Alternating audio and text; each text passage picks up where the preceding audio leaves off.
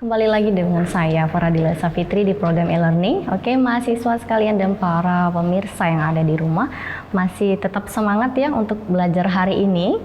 Kita akan melanjutkan materi hari ini tentang metode pembelajaran SCL atau Student Centered Learning. Tadi kita sudah banyak membahas metode-metode daripada SCL. Kita akan melanjutkan ke yang selanjutnya, yaitu adalah metode SCL dengan collaborative learning. Apa itu metode SCL dengan collaborative learning? Itu merupakan bekerja sama dengan anggota kelompoknya dalam mengerjakan tugas serta membuat rancangan proses dan bentuk penilaian berdasarkan konsensus kelompoknya sendiri. Jadi sesuai dengan apa kelompok yang mereka laksanakan ya, tugasnya apa yang mereka laksanakan. Kemudian apa yang harus dilakukan oleh peserta didik? Yang pertama adalah mereka harus bekerja sama dengan anggota kelompoknya dalam mengerjakan tugasnya. Itu otomatis, karena kadangkala memang dalam suatu kelompok ada mahasiswa yang terdiri dari 5 sampai 10 orang. Itu ada yang aktif dan ada yang memang kadang-kadang acuh tak acuh ya. Kadang-kadang memang ya sibuk menulis, tapi entah apa yang mereka tuliskan. Jadi sebaiknya kalian nanti apabila menjadi mahasiswa itu jangan seperti itu ya, harus tetap fokus. Misalnya sedang belajar kelompok itu harus benar-benar dilaksanakan seperti itu. Jadi harus ada kerjasama tim. Jangan hanya kepada 1-2 orang saja. Misalnya ketika ada pertanyaan hanya 1 orang saja yang menjawab, itu lagi ya, atau hanya 2 orang yang menjawab, yang lainnya cuman nulis. Saya kurang paham juga apa yang mereka tuliskan ya. Kemudian membuat rancangan proses dan bentuk penilaian berdasarkan konsensus kelompoknya sendiri. Jadi mereka merangkum sendiri materi apa yang mereka bahas, kemudian apa pertanyaannya, mereka lihat nilai sendiri, apakah mereka mampu atau benar yang mereka jawab atau benar yang hasil mereka diskusikan dengan kelompoknya masing-masing ya. Kemudian baru mereka diskusikan dulu dengan para kelompok yang lainnya sehingga memang hasil belajarnya itu dapat sesuai dengan harapan. Kemudian hal yang harus dilakukan pengajar apa? Merancang tugas yang bersifat open-ended, kemudian sebagai fasilitator dan motivator. Jadi pengajar juga harus sebagai fasilitator juga dan motivator, memberikan semangat, bukan hanya sudah memberikan tugas, kasih topik udah cukup seperti itu, enggak seperti itu ya. Tapi memang harus difasilitasi. Nah, apabila masih belum tepat sasarannya, belum sesuai jawaban mahasiswa, itu bisa dosennya atau pengajarnya itu mengarahkan yang benar ya, tetap harus ada pengarahan. Kemudian juga memotivasi si mahasiswa. Kadang-kadang memang ada mahasiswa yang diam, ada kelompok yang tidak aktif, itu dosen harus berperan untuk mengaktifkan kembali itu kelompoknya, seperti itu ya. Kemudian ada pembelajaran contextual instruction. Apa itu pembelajaran contextual instruction? Pembelajaran contextual instruction adalah membahas konsep teori yang kaitannya dengan situasi nyata dan melakukan studi lapangan atau terjun ke lapangan untuk mempelajari kesesuaian teorinya.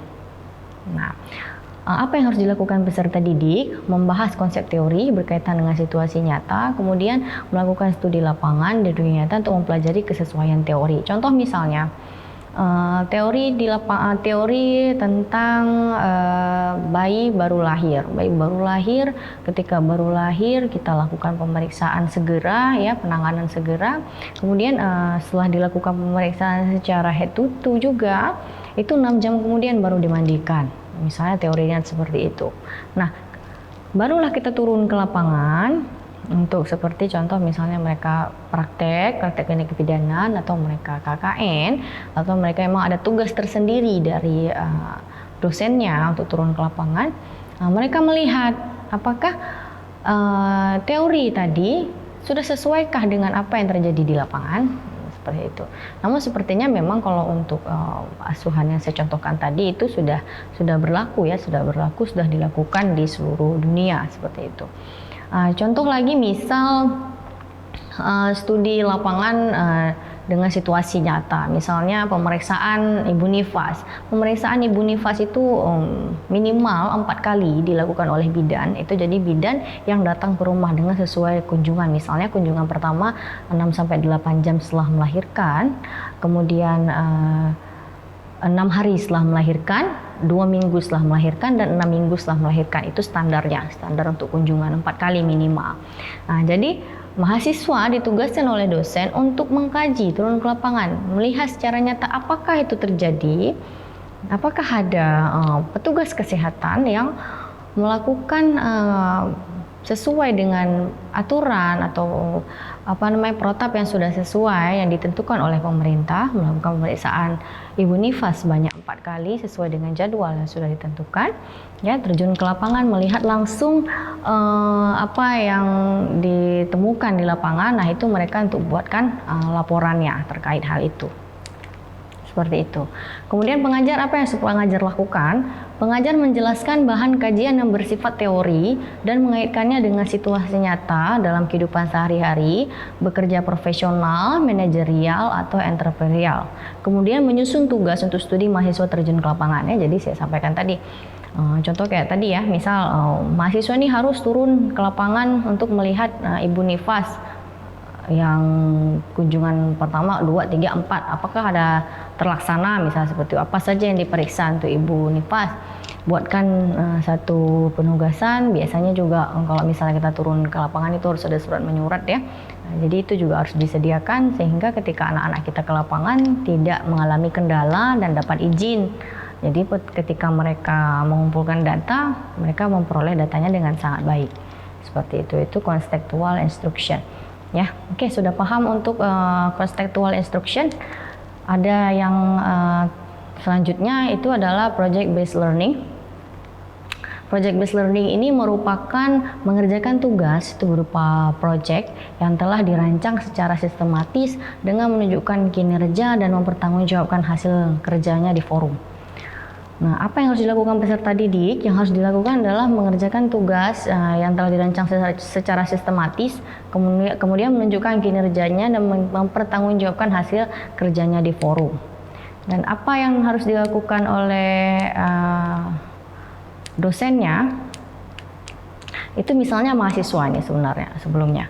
Mahasiswa itu harus melakukan, misalnya kalau misalnya di kebidanan itu project mungkin udah kurang ini ya, kita nggak pakai project seperti itu, palingan kita untuk melakukan pengasuhan kepada klien, itu bisa seperti itu ya.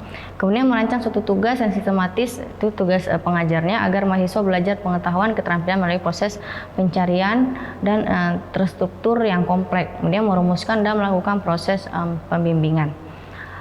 Kalau di kebidanan kita fokus misalnya LTA, laporan tugas akhir. Ya. Atau mungkin bisa saja penyusunan skripsi untuk mahasiswi kebidanan, D4 kebidanan, misalnya membuat suatu proyek untuk membuat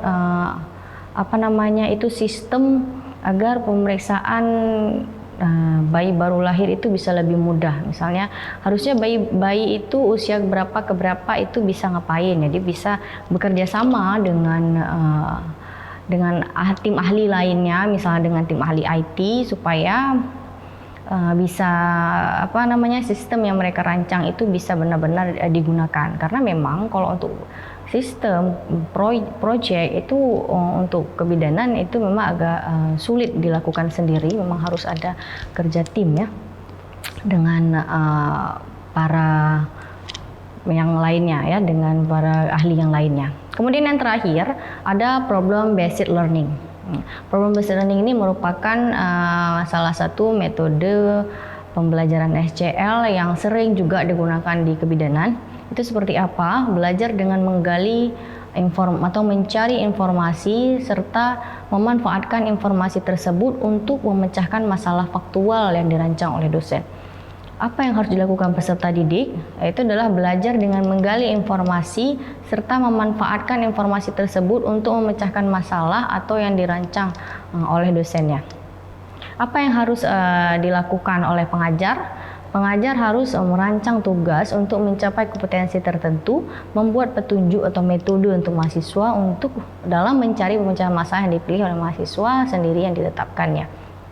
Jadi contoh misalnya di problem basic learning ini, mahasiswa diharapkan untuk dapat memecahkan masalah misal terjadinya kegawat daruratan pada neonatus, pada bayi baru lahir. Ya, itu sudah ada peraturannya. Misalnya bayi baru lahir mengalami asfiksia, itu apa yang harus dilakukan? Nah, jadi mahasiswa kadang-kadang memang masih ada yang belum paham dengan tindakan apa yang harus mereka lakukan.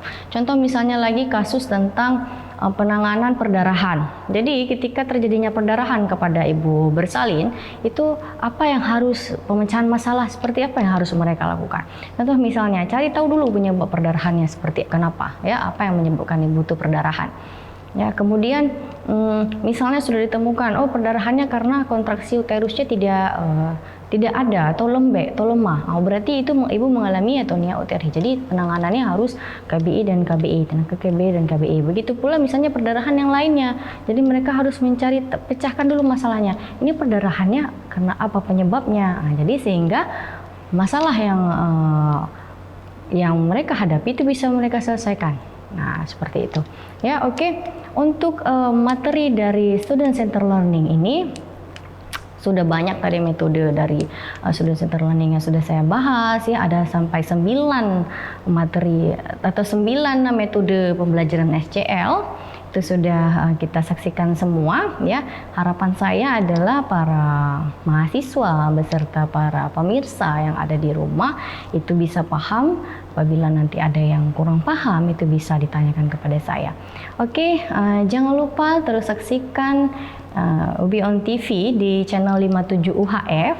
Dan juga bisa juga nonton kita di siaran YouTube kita di UBI On TV. Jangan lupa komen, like, dan subscribe channel YouTube kita. Kita akan bertemu kembali pada materi-materi selanjutnya. Untuk itu saya undur diri dari hadapan Anda. Saya Faradilah Sapitri. Assalamualaikum warahmatullahi wabarakatuh.